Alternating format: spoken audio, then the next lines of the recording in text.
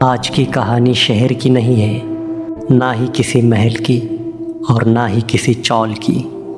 ये कहानी है बर्फ़ से ढकी हुई सुनसान जंगल की, जहाँ भूख इंसान को इंसान नहीं रहने देती। ये कहानी है वेंडिगो की।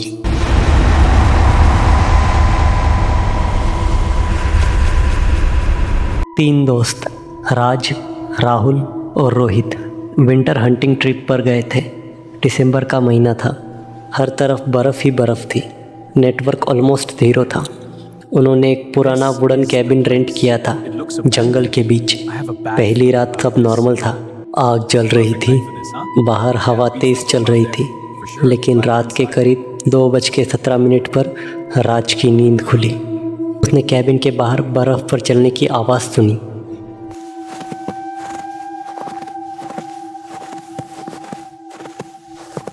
जैसे कोई नंगे पैर बर्फ़ पर चल रहा हो। राज ने सोचा शायद कोई हिरन होगा, लेकिन जब उसने खिड़की के पास जाकर देखा, उसका खून जम गया। पेड़ों के बीच एक लंबा साया खड़ा था, इंसान से ज़्यादा लंबा, हड्डी जैसा पतला। रीढ़ की हड्डी बाहर निकली हुई थी और उसका सर थोड़ा झुका हुआ था, जैसे वो कैबिन को देख रहा हो, जैसे वो अंदर की स्मेल ले रहा हो। राज ने तुरंत राहुल को उठाया। 2 सेकंड्स के लिए जब दोनों ने बाहर देखा, वो साया गायब हो चुका था।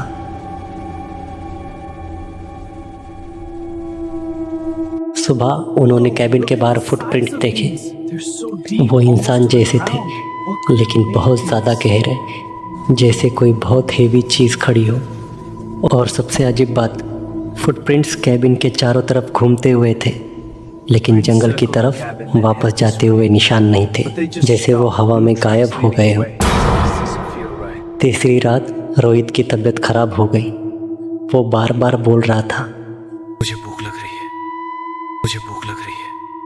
उनके पास अब भी कैन फूड पड़ा था, लेकिन रोहित एक अजीब सी मुस्कान के साथ आग को देख रहा था। रात के करीब 2:30 बजे थे। कैबिन के दरवाजे पर नॉक हुआ।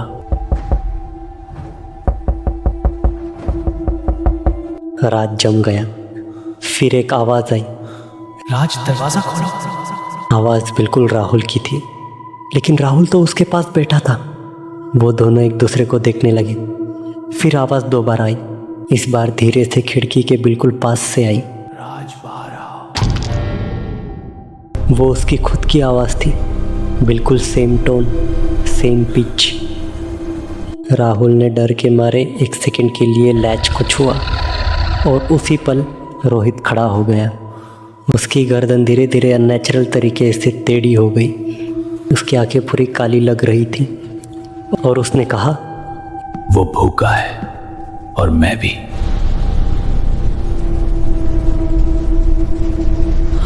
अगले ही सेकंड कैबिन की लाइट चली गई और पूरा अंधेरा हो गया। और अचानक एक चीख आई और कुछ भागने की आवाज़ आई।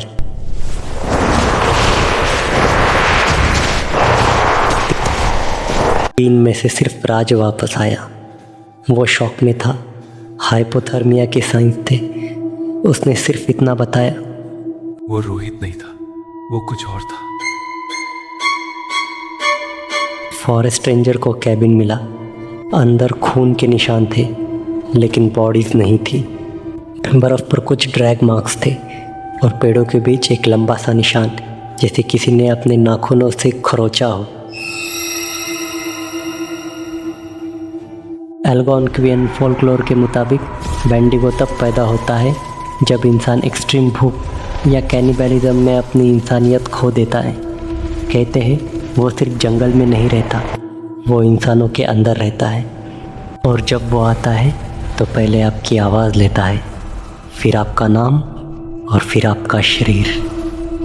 अगर आप बर्फ़ से ढके जंगल में हो और रात को आपको कोई आपकी ही आवाज़ में बुलाए, तो जवाब मत देना। हो सकता है वो तुम्हारा दोस्त ना हो सकता है वो भूखा हो।